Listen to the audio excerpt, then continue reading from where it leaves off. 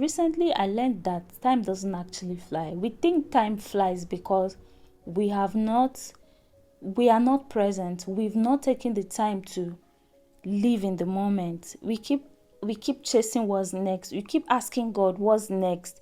Show me what's next. But how can he show you what's next when you have not faced what he has already put in front of you? We all have blind spots, the parts of ourselves that we don't see. It's not because we're bad people, but because seeing these parts of ourselves would force us to change. It would force growth, and that growth is uncomfortable. Hi, I'm Glory, and this is Becoming a Pod, a space that was created to help you evolve into your best self. Let's talk about the blind spots. These are parts of ourselves that we don't see, that other people can clearly see in us, but we don't recognize in ourselves. It's like having something stuck in your teeth. You're going about your day, you're happy, you're being carefree and just being yourself. But other people can see there's something stuck in your teeth. And when people are in close range with you, they're talking to you, they can see it. They can see and they wish they can tell you. But yeah, so that is just how the blind spot is, where we don't see certain parts of ourselves. We all have this image of ourselves in our head that is completely different from the way other people experience us. Blind spots are a distorted image or incomplete image of us that our brain gives to us just to protect our self-image, to protect your ego. When you tell yourself, I'm a hard worker, for example, your brain filters out the parts where you procrastinate, you're lazy, you don't show up, and tells you you are a hard worker. Me, I like to use that to my advantage when it comes to affirmations, because yes, I love to affirm myself a lot. And yeah, it works for me that way.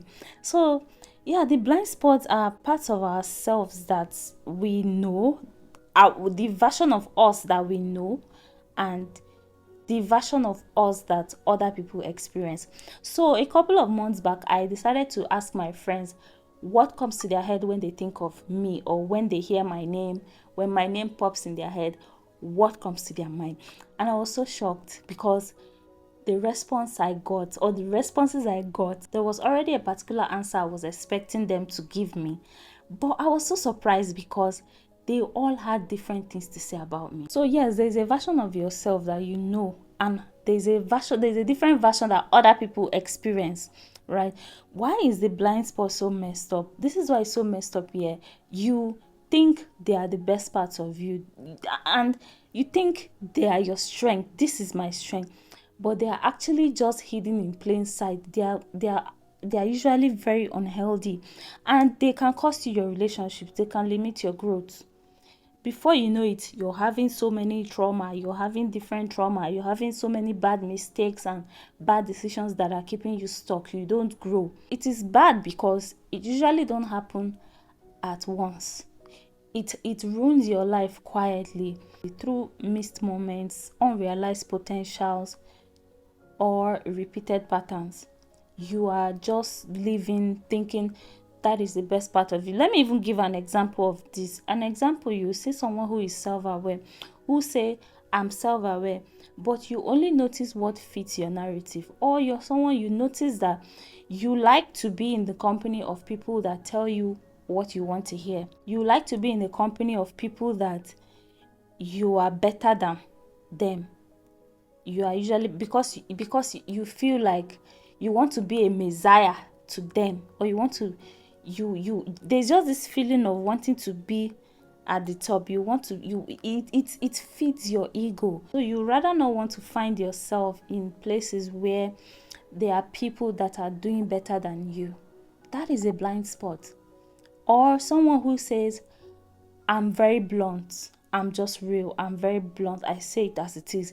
But you are actually just insensitive. You don't care how your words will land to the person you're telling, or land on the person you're telling it to. Another example, you can see this in someone who, you have friends that don't respect you, don't respect your boundaries. They don't include you. They don't even rate you. And they disrespect you so much, but you actually think you are just being patient and it's because you love them or because you are tolerant, but you are actually just avoiding confrontation, or you're avoiding losing them. You don't want to lose friends, you don't want to feel alone, you don't want to be lonely. So these are certain blind spots that that are usually hidden in plain sight, that we think we give a certain narrative to them, and we live in that falsehood. We create an identity in that dysfunction. We don't want to change, because that change, if we decide that we want to change, it would come with so much discomfort. It will come with so much pain that we are not willing to face. When somebody says, I'm just being blunt, I'm just being real, what happens when they actually tell themselves that, okay, maybe I'm actually being insensitive? They would feel hurt somehow. They would not want to come down from their high horse to actually mellow down and say, oh, okay, maybe I'm actually being insensitive. They would rather tell themselves, I'm just being real. They will not feel good when they actually come down from that high horse and tell themselves that, okay, maybe I was insensitive. Why do we usually not see this blind spot? Ego is the number one. Your ego protects you from feeling hurt. Your ego don't want you to feel hurt, so it will protect your self-image. You don't want to feel like you've lost. For someone to want to change something about themselves, it's because they don't like that thing about themselves. So you usually do not want to feel or have a certain distorted self-image. So that is why you would rather be in denial. Another thing is comfort. Like I said before, you've built an identity around your dysfunction. So if you should see yourself, or if you should face your blind spots, it will cause you to change. It will cause you to change your whole life. And that change is very uncomfortable. Nobody likes it. How do you start seeing your blind spots? Pay attention to what you repeat. It's not a coincidence, it's your patterns. Pay attention to the things you repeat, the kind of friendships, the kind of friends you attract. You keep bringing in people that are so dependent, people that are usually so dependent on you. Pay attention. Like the example I made before, you want to be in a place where you feel you are the boss there. You want to have this feeling that every other person is below you and you are above them. So pay attention to the kind of things you repeat, regardless of your environment, regardless of the people you meet. Another thing is, listen to what people usually complain about you. What are you quick to reject, or what are you show resistance to? That is where truth is. Another thing is, pause before defending yourself. Always pause before defending yourself. When you feel the need to explain or defend or justify your action or justify something, you've probably hit a blind spot. Fourth thing I'll say is, ask God for clarity. Clarity is so easy to ask for, but difficult to handle. When God gives you clarity, He wants you to move differently. He wants you to act differently. He wants you to do something different. Okay, so are you willing to do something different? Are you willing to act differently? Because that is how you move forward. That is how you grow. That is how you become. Another thing is, hold a mirror and not a magnifying glass. Stop studying other people's flaws and start examining your own reflection. What are those things about you, not about people? What are those things you are blind to about yourself, not about other people? Now you need to understand that your blind spot is not your enemy.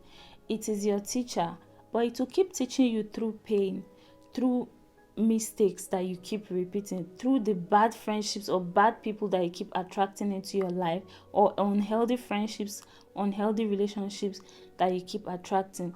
It will keep teaching you until you learn through awareness. I just want you to know that the version of you that you refuse to see, that is the one holding the keys to your becoming. That is the one holding the keys to your next level. So if you keep asking God what is next, you have to pause and look at where you are now.